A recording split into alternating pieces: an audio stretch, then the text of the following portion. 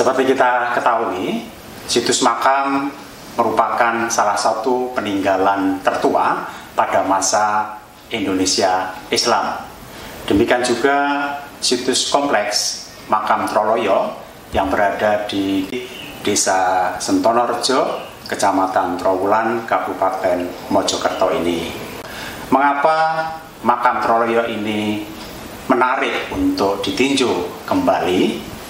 Pertama, karena selama ini penelitian terhadap situs Islam itu lebih banyak memfokuskan pada wilayah pesisir atau daerah pantai utara, baik itu mulai dari Surabaya, Gresik, Lamongan, Tuban, Demak, dan lain-lain.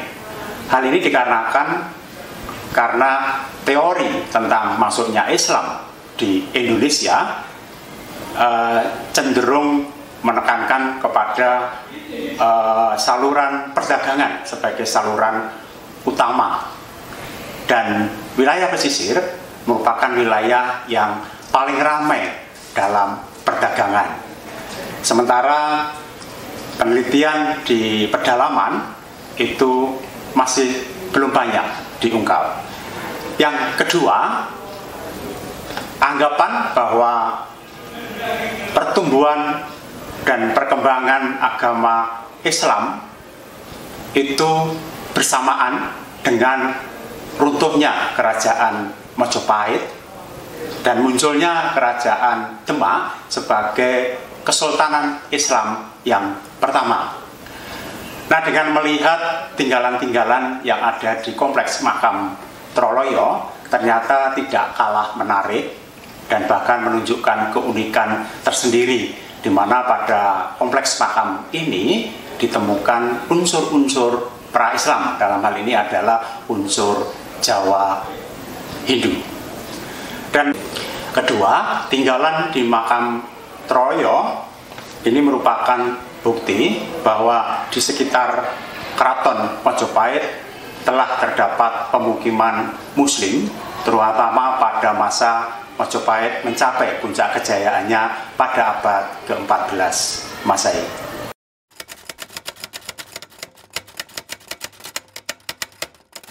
Ya, berkaitan dengan tipologi dan fungsi makam Troloyo, sebenarnya penamaan Troloyo sebagai kompleks makam ini sudah menggambarkan tentang tipologi dan fungsinya.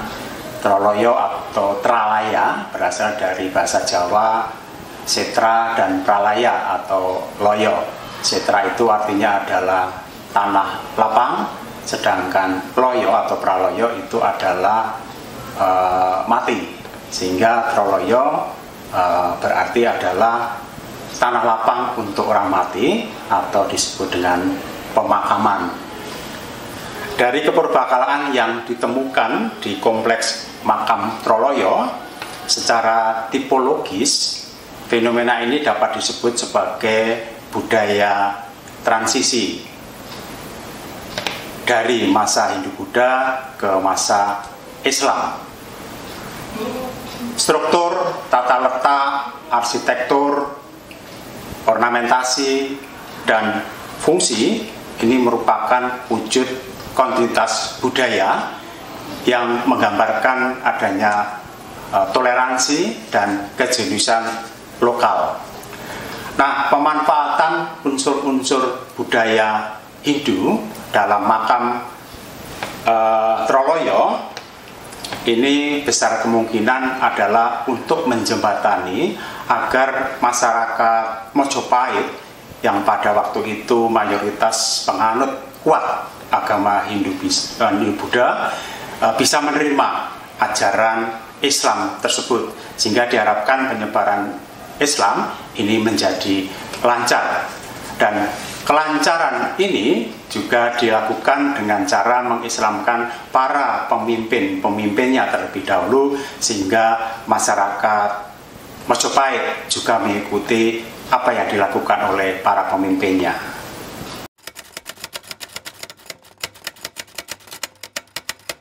Ciri khas kekunoan atau kepurbakalaan yang ada di makam Troloyo ini mempertemukan dua budaya yang berbeda, yaitu unsur budaya Hindu-Buddha dan unsur budaya Islam.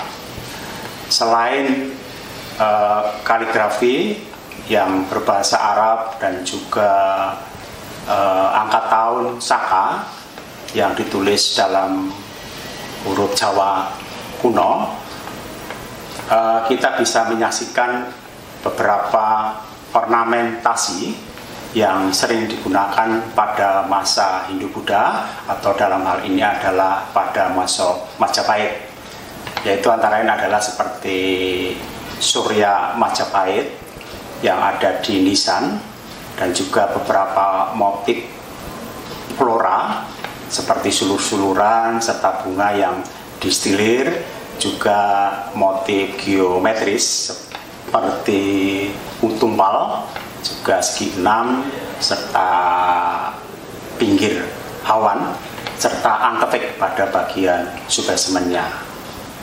Bertahannya dan berlanjutnya unsur-unsur Hindu dalam makam Troloyo ini menunjukkan bahwa unsur lokal jenius masih bertahan dan juga masih berkelanjutan.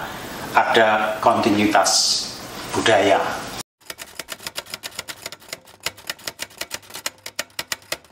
Bisa mengajak atau bekerja sama dengan guru atau kita mengajak siswa untuk kita bisa berkunjung atau melakukan outdoor learning ke situs kompleks makam Troloyo ini.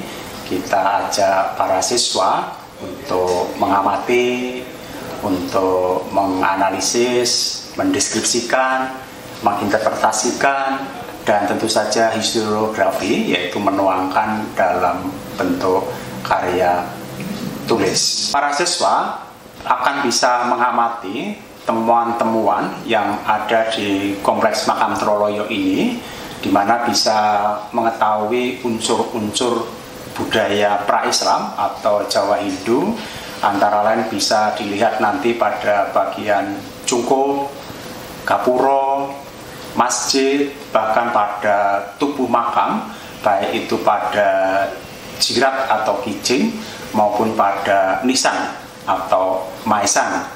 Dan pada komponen-komponen ini banyak akan kita temukan ornamentasi atau ragam hias yang memang sudah sering kita temukan dalam bangunan-bangunan masa Hindu-Buddha, terutama di masa Majapahit, baik itu berupa Surya Majapahit, baik itu berupa flora, sulur-suluran maupun bunga yang distilir, serta hiasan-hiasan geometris seperti tumpal, segi enam, dan antefik.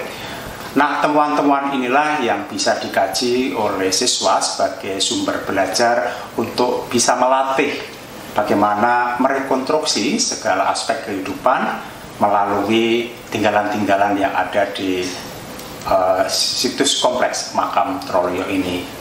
Dan selanjutnya kita nanti bisa bertemu di dalam acara kunjungan ke situs tersebut.